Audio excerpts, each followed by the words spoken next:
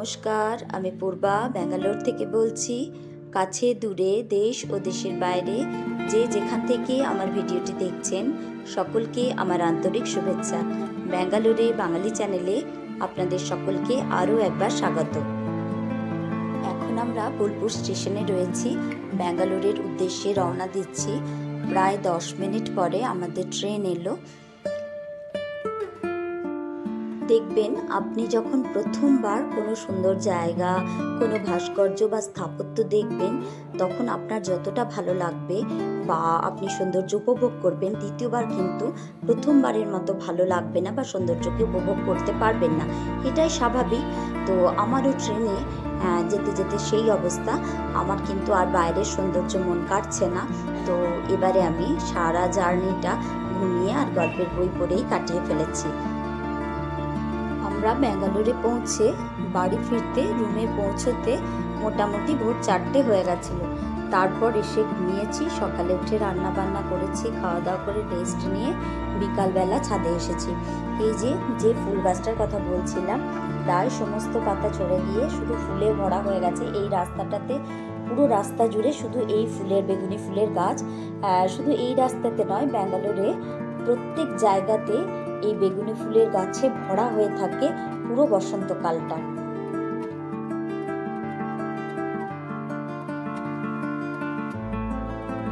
আমরা প্রায় 1 মাস ব্যাঙ্গালোরে ছিলাম না। তো আমার এই মানি প্ল্যান্টের গাছ বা আরও ফুলের যে সমস্ত গাছ আছে, আমাদের যে রুম ওনার মিসেসকে আমি বলে গিয়েছিলাম গাছগুলো যেন একটু জল দেয়। তো উনি না খুব যত্ন সহকারে জল দিয়েছেন। গাছগুলো বেশ বেড়ে গেছে। তো দেখছি পুরো লতা হয়ে গেছে। এই গাছগুলো, মানি প্ল্যান্টের গাছগুলো, বিভিন্ন মানি প্ল্যান্ট হয়, এগুলোর পাতাগুলো ছোট ছোট, আর এগুলো না দেওয়ালে উঠতে পারে না। তো এইগুলোকে সেই জন্য আমি একটু সুতো বেঁধে দিয়ে পুরো বেঁধে রাখছি, যে পুরো উঠে গেলে, গ্রিলে উঠে গেলে তখন কিন্তু আর কোনো অসুবিধা হবে না। তো গাছগুলো খুব সুন্দর হয়েছে আর পুরো ডিপ সবুজ কালার হয়েছে, খুব ভালো লাগছে দেখতে।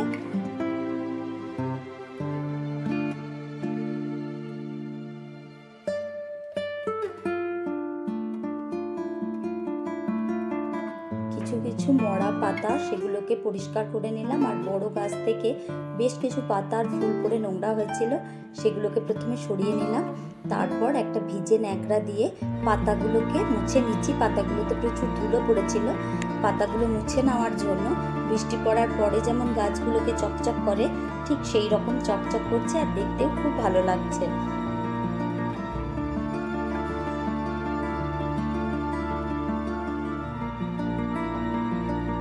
আর এই যে নয়নতারা গাছটা দেখছেন, এর ডালগুলোকে ছেটে দিচ্ছি, কারণ টবটা খুব ছোট, কম মাটি থাকায় উর্বরতাটা কম পাচ্ছে। গাছটা বড় হয়ে গেলে ফুলগুলো আর ভালো দিচ্ছে না, তাই এটাকে ছেটে দিচ্ছি, গাছটা যাতে ঝোঁকপূর্ণ হয় আর ফুলগুলো বেশ ভালো হয়।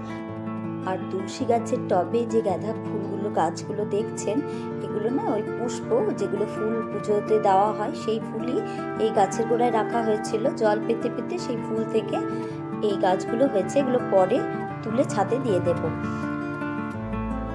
আজ এই গাছগুলোতে শুধু জল দিয়ে দিলাম, আগামীকাল এগুলোর মাটি করে দেব আর সার দিয়ে দেবো, কারণ আমরা এতদিন ছিলাম না, একটু সারটার পরেনি। আচ্ছা, এবার আমি ছাদে চলে এসেছি। ছাদে এই টবটার মধ্যে একটা ভিঙ্গুরাজ ফুলের গাছ ছিল, লতিয়ে লতিয়ে ছাদ জুড়ে যাচ্ছিল, কিন্তু ফুল সেইভাবে হচ্ছিল না। তো সেই জন্য আমি এই গাছটাকে কেটে দিয়ে একদম শিকড়টাকে তুলে দিচ্ছি। আর এই টবটাতেই আমি বাড়ি থেকে কিছু পুঁই শাকের বীজ এনেছি, সেগুলোকে এখানে চারা বানিয়ে নেব।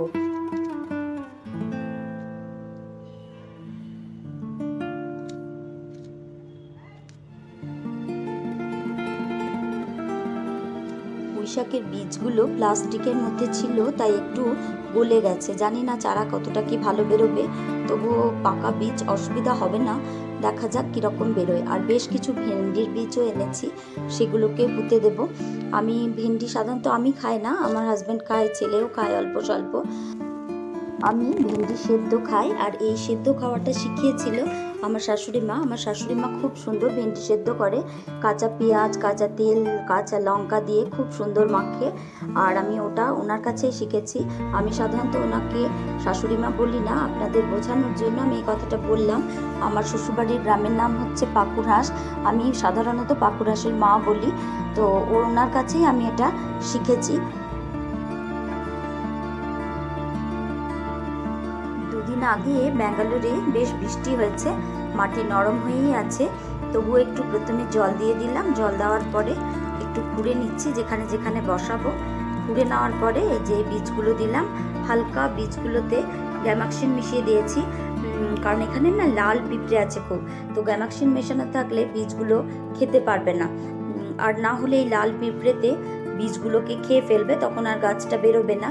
তাই প্রথমে হালকা করে গ্যামাক্সিন মিশিয়ে তারপর বীজগুলোকে আমি খুঁড়ে দিয়ে বীজগুলোকে ঢেকে দিলাম মাটি দিয়ে। এবার সামান্য একটু জল দিয়ে দেব। মোটামুটি 1 সপ্তাহ আমাদের ওখানে লাগে, 1 সপ্তাহ থেকে 10 দিন লাগে।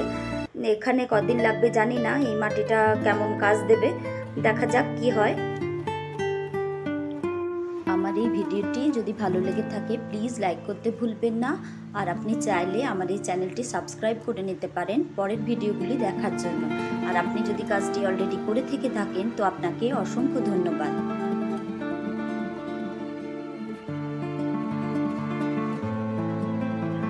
বাড়ি থেকে যে জিনিসগুলো এনেছি, মানে ওখান থেকে যেগুলো কিনে এনেছি সেগুলো একটু আপনাদের সাথে শেয়ার করছি। এই যে প্রথমেই পোস্ত, এখানে পোস্ত পাওয়া যায় না, একটা পাওয়া যায় মোটা দানা, ওটাকে এখানে খসখস বলে। তো দেখতে পোস্তর মতো, কিন্তু ওটা পোস্ত কিনা জানি না, প্যাকেটে কিন্তু পপি সিড লেখা থাকে না। তো আমি পোস্তটা ওখান থেকেই কিনে নিয়ে আসি। তো পোস্তটা নিয়ে এসেছি, আর নিয়ে এসেছি সেটা হচ্ছে সাদা তিল। সাদা তিলের প্রচুর উপকারিতা।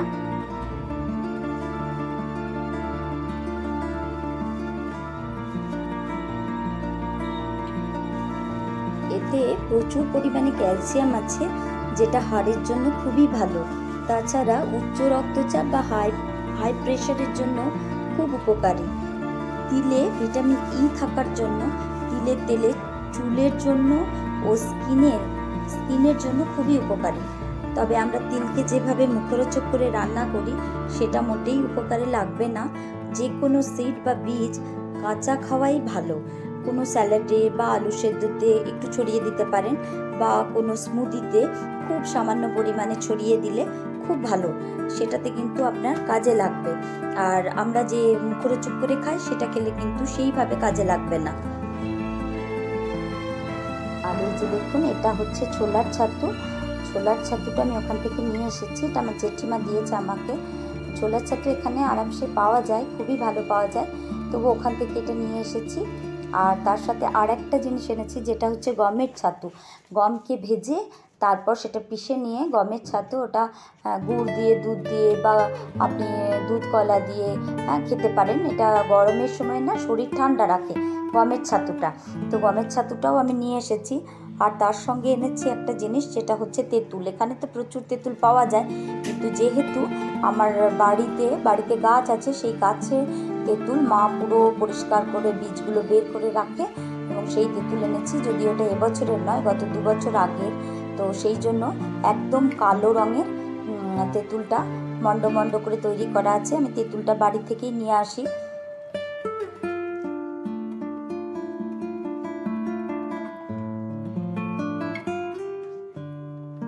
তেঁতুলেও প্রচুর উপকার আছে। তেঁতুলে ভিটামিন সি ও B12 আছে, ম্যাঙ্গানিজ আছে, ফাইবার আছে। তেঁতুল ওজন কমাতে সাহায্য করে, হজমেও সাহায্য করে, এবং উচ্চ রক্তচাপও কমায়। আসলে আমাদের মনে হয় তেঁতুলের টকে অম্বল হয়, অ্যাসিড হয়, এবার শরীর বুঝে যে হজম করতে পারে তার ক্ষেত্রে খুবই উপকারে লাগে। আর এখানে সাউথে তো মানুষ গুচ্ছ গুচ্ছ তেঁতুল খাচ্ছে, খেয়ে সুস্থ থাকছে। সাউথের সব রান্নায় তো তেঁতুল ব্যবহার হয় দেখেছি। তো একটু করে তেঁতুল খাওয়া যেতেই পারে, এবং তেঁতুলে লিভারও ভালো থাকে, লিভারটা পরিষ্কার হয়। তেঁতুলের অনেক গুণ আছে।